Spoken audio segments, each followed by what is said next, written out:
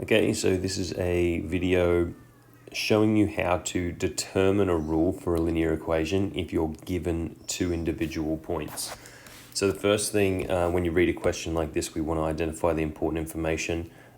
It's asking us to determine the rule, and that rule is going to be of the form y equals mx plus c, plus c, because we're looking at a linear equation. So we need to keep that in mind. And so when we're considering this, the two bits of information that are missing from this equation are, if I quickly highlight, we're missing m and we're also missing c. So we need those two bits. The easiest one to get first is going to be our m, which is our gradient. So the first thing, I'll even write the steps. Step one is going to be calculate the gradient.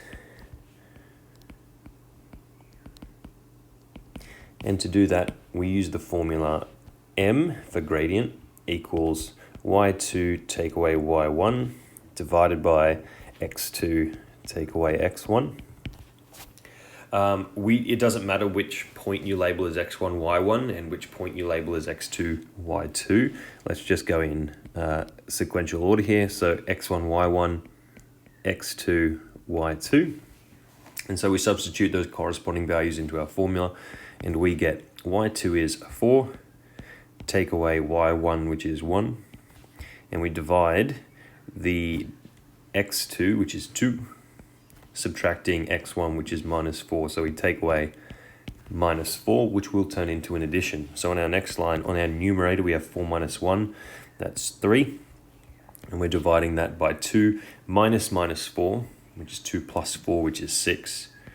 3 over 6 simplifies now down to 1/2, or 0.5. I'm going to leave it as a fraction though. Now that we have the gradient, the only thing that we're missing is this c value here at the end. And in order to determine my c value, I need to use another formula, which I'll write here. So step 2 is use the formula. And this will work even if you've only just got 1 point. We have 2, so we have our choice, but you use y minus y1, where y1 is just a y value in some point, equals m, the gradient, multiplied by x minus x1, where x1 is the corresponding point to y1. So if we indeed just use our points with x1, y1 already, we're going, use the formula to determine the rule, which is what we're after in the first place. I'll add that little bit on. And now in terms of using it, we write our rule. So y minus y1 equals mx minus x1, and we substitute values in. So we say, therefore, with our 3 dots, y minus y1 is 1, so we put the 1 in. Then we say the gradient, which we just calculated, was 1/2, so we'll put that in. Lots of x minus, and x1 was minus 4, so we write minus 4, close the bracket.